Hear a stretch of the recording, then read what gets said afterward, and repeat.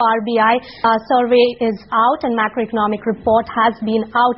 What RBI in its macroeconomic report says the survey pegs FY13 GDP growth at 7.7% versus 8.3% earlier.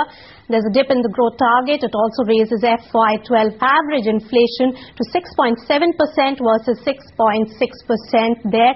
Survey also lowers FY12 GDP view to 7.6% versus 7.9% that was given earlier.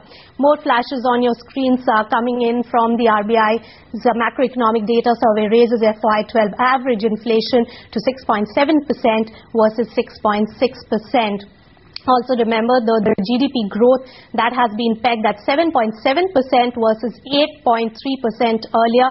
Remember, this is an important point to note because GDP growth and the growth overall is probably taking a hit because of high inflation. Remember, there have been many talks about inflation and the growth and whether the government has to look at the growth and take a hit there while taming inflation. We also know that the macroeconomic survey says and lowers FY12 GDP view to 7.5% versus 7.9% earlier.